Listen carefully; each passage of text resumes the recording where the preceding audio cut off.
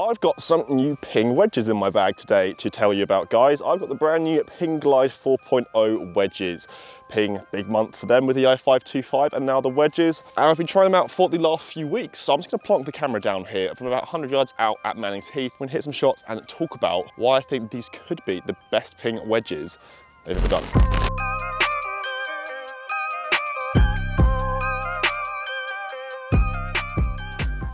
Now, I know I've probably got a lot of people already shuddering at me saying these are the best Ping wedges I've ever done, but there is a reason to my madness, guys. Ping have been making really good strides with their irons and wedges in the last few years, and if I point you guys to the Ping Glide Forge Pro, this was a really big step for them because they produce a wedge that a lot of pros are comfortable keeping in their bag. Ping Glide 4.0 wedges are a continuation onto that, but they're for every type of player. The Ping Glide Forge Pro was more down towards the tour players. They're a very small, compact shape that I wouldn't recommend to a high handicap player. The 4.0 improved design, so many options for all of us, and they feel superb. They do. I'm not going to talk too much about the differences to the Glide 3.0. We know it's got the Hydropearl finish. We know the differences in Micromax grooves. But if I talk about the design, these look now as good as any other wedge. If you look back to old Ping wedges, they were a bit chunky.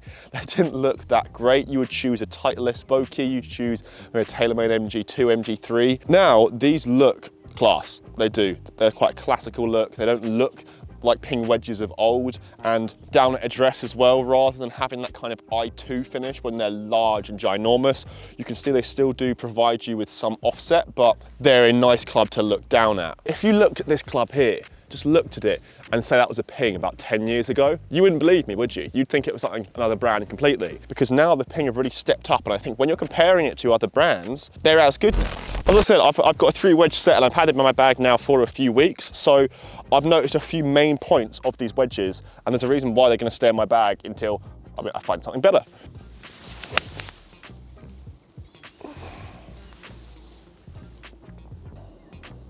First of all, consistency. Now, consistency can be attributed to a few things, that of custom fitting, which I'll get onto in a second, but I feel like wherever you hit it out of the club face with these Ping Glide 4.0 wedges, you're still getting some very good results. That's off these full swing and the pitch shots. I'm getting good spin, I'm getting good feel, and that's kind of everywhere across the club face. So if there's a consistent wedge that's providing results time after time, is there anything missing? Well, it's a wedge for everyone, and that's because of the amount of options available for custom fitting, which is what Ping pride themselves by.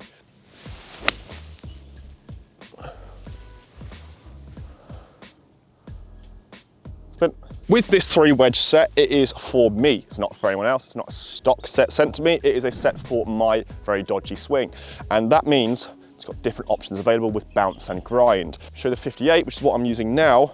It's got higher bounce and it is a wide sole, a really wide sole, meaning that for wet weather conditions, mainly just the UK, it really helps for people who make big divots and to make sure that you don't chunk it, basically.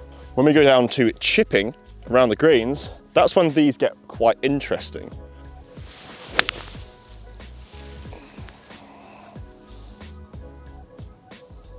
There's 3 decent shots there.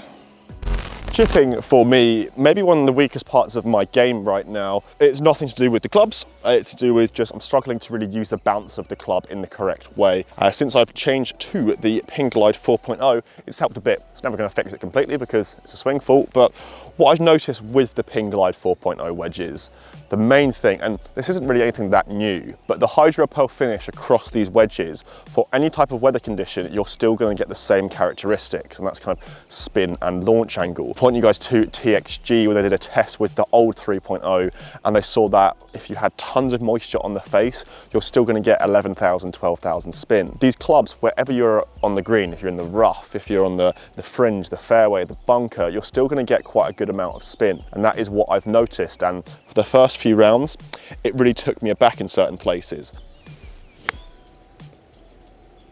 To be able to be confident in my wedges, I haven't got the yips, but to be able to be confident in your wedges is one massive thing, because some people say that, okay, perhaps the reason why I'm not good around the green is because I'm not confident, I'm not committing, I'm decelerating. Be able to think, okay, I could play many different shots. I could be kind of cute with this one, and kind of hit a little bump and run, that was awful, but if you hit a little bump and one hop and stop, it gives you a lot more possibilities. For the everyday golfer, for someone who from here wants to get it up and down, will be happy getting it up and down 50% of the time,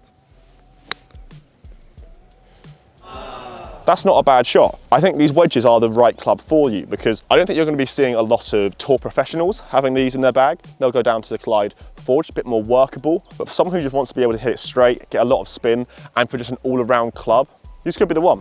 I think you could say for certain attributes of wedges like feel, forgiveness, looks, if you could go into pinpoint each one of those, I don't think these ping wedges will come out top at any of them.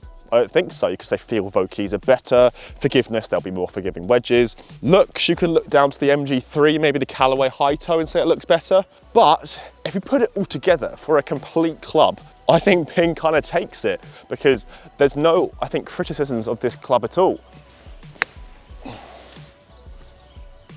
I'll put the price of these wedges on the screen for you here. A bit pricey, but I think wedges are increasing in price just a little bit, and Ping are always at the upper price bracket of these things. These wedges will stay in my bag until I find a better wedge set for me, basically. These wedges so far have provided me with forgiveness, feel, and performance, which is what I need. And with that, I think it targets a lot of us golfers, people watching this video right now, because you need an all-around package for a wedge. You need something that's fit for you, the correct grind and sole and length. You need something that feels good, and you need something that gives you forgiveness from when you don't strike it very well. These give you that. So until I find a better wedge, he's here to stay. Guys, as always, smash the like button if you have enjoyed this video, and if you are new to GolfMagic, please hit that subscribe button too.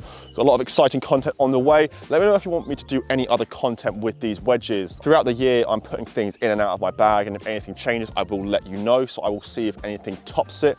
I'm really excited to put these up against some other wedges from last year and maybe some new wedges this year, so let me know. I'm gonna do a bit more chipping, and I think I need to practice a little bit more to get my game a little bit better. So until the next video, guys, I'll see you later.